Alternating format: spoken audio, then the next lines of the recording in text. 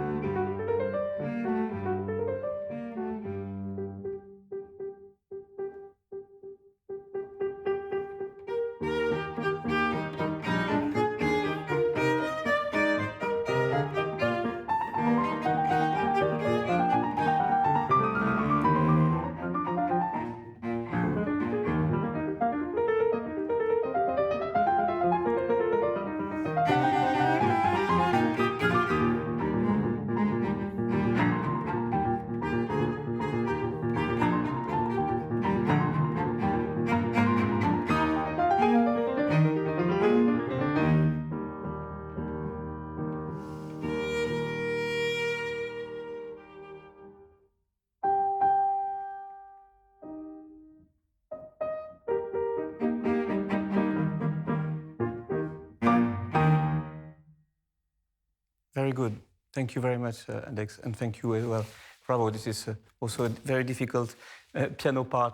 I think it's very, very well played, basically. But I'd like to come back to maybe the origin of the theme, you know, and the meaning of that theme. Do you place it in the opera? No, in the opera, no. But you know who is singing it? Yeah, Papageno and Pamina. Exactly. Right? Yeah. And they speak and they sing about the beauty of love. Yeah. And it is an aria, right? So I understand that there's some kind of rhythmical elegance, tim, pi, yam, pam, pam. But to me, you go very much in that direction, Okay. which is not wrong, of course, but the lyrical, the cantabile aspect of it, the aria character, basic character, I don't hear enough, I would say. This is really a little opera in a way that is happening through these variations. Of course, the major character is given by the theme. But then from that theme on, every variation, sometimes in a close character to the theme, sometimes, of course, escaping it or going really in different directions, offers contrasts. Almost like, I would almost imagine that every variation is potentially one person or one situation of the opera. You see what I mean? Sometimes you hear Zarastro in the low register. Sometimes you hear more of the jocoso, light character of Papageno. Sometimes you hear the lyricism and the nobility of characters such as Tamino or Pamina. You see, so really through every variation, bringing maybe more contrast of character, both in relation to the theme or in contrast to the theme. Okay. And also, that's maybe a tricky question because it's so close to Mozart. It is so much a tribute to that beautiful opera. But on the other hand, it is still Beethoven, right? Yeah. And sometimes I also miss that a little bit in your interpretation, that you keep some kind of almost distant elegance, whereas I would imagine that some of the contrasts are more Beethovenian. Okay. You see, maybe not the most dramatic Beethovenian contrasts, but you see all these sudden, almost abrupt dynamics, such as crescendo with piano subito or accentuation. I don't think there's anything very brutal or aggressive, but just, of course, in this music, but maybe more characterful, you see, more contrasted. Yeah. So both every variation with certain distinctive voice, and also within every variation, how can we bring more contrast and more life, right? So let's begin with this first note. This first note is almost like an overture itself, right? Yeah. How to sum up an opera that is 3 hours long with an overture that is, of course, quite not very long, but 10 minutes long or so. And this is summed up in one note, this E flat. So maybe you could give more of this opening character to that note. What do you think? You see? Yeah. It's not just a note, it's an overture.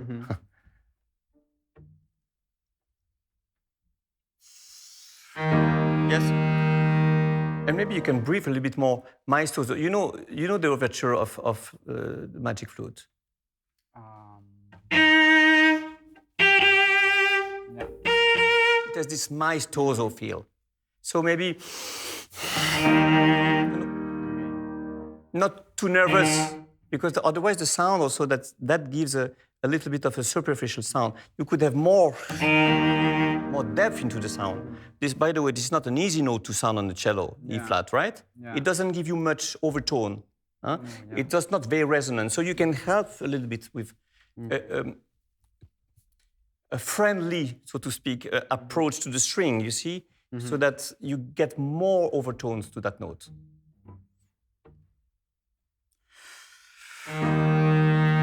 Yeah, that's already better. With this maestoso feel, right?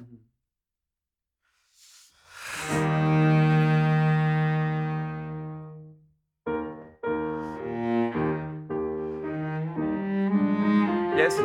Okay, so we have a contrast of tessitura. More soprano, but more bass. You play, I think, a bit too light.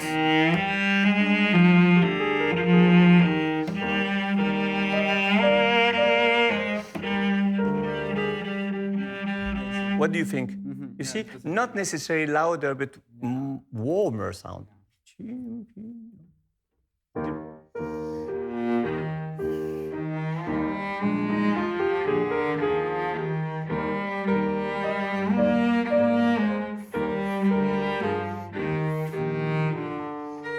And now, and make sure that the sound becomes different. Okay.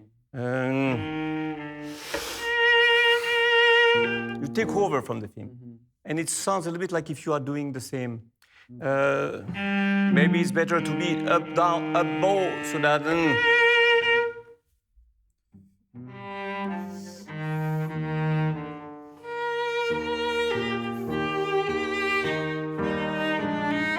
Yes, yes, yes. It is soft and dolce, but it can be more generous, I think. You know, when you climb up in the cello, often, we tend to play a bit too light. No, not so light. A little bit more singing.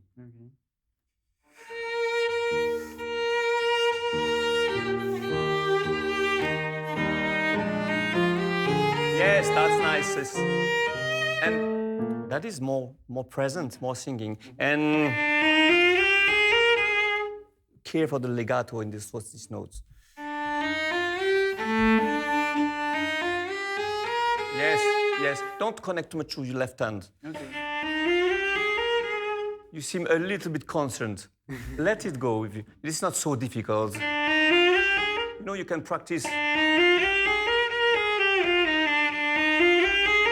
until you find some fluidity in the... Can you try this, maybe?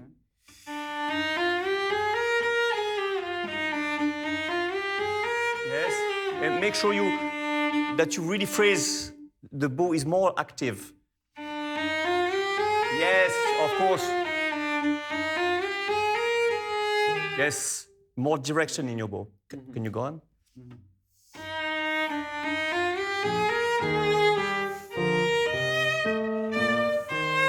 Okay. Now we get to subtle little details of Beethoven. He doesn't write a quarter note. He writes and you have a rest there. Yeah, I have. So try to see all the different ways he has to write quarter note with an eighth note, eighth note with a rest and another eighth note, whether there's a dot, whether there's no dot. Not so much to be so, precise about the text, although it's important, but to understand that this is more different way of speaking. If you tarim, pam, pa, or tarim, pam, pam, how do you sing it? Yeah. And that affects the bow. So, and in the second eighth note, you have the piano. Yeah.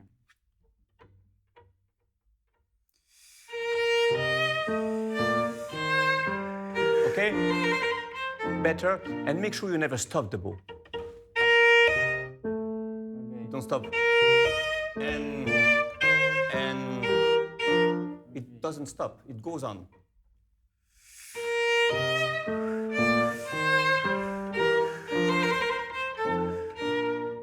Okay? And last little thing, to me, you play often a bit sharp. Okay. Even if we hear a B flat on the piano, can you play a B flat? You see, even the piano is a bit flatter.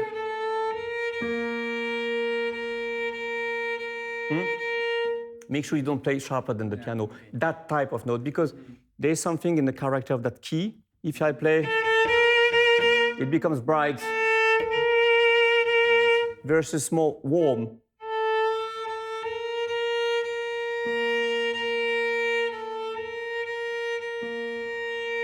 Yes, place it in the chord. And then ta-ti-dum. Can you go on? Ti-ti-yum, pom-pom.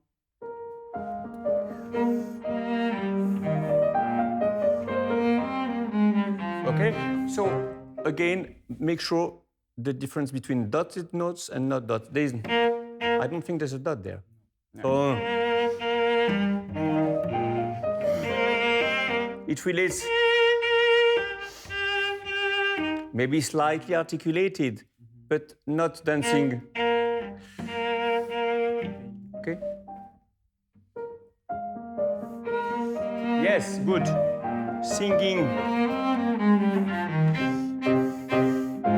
The same way, I think. Listen to the harmony with those three chords. You see how you place the sound. Is it? What do you think of the character? A little bit more long, no? A bit longer note, more resonant note, not dry, right? There. That is good.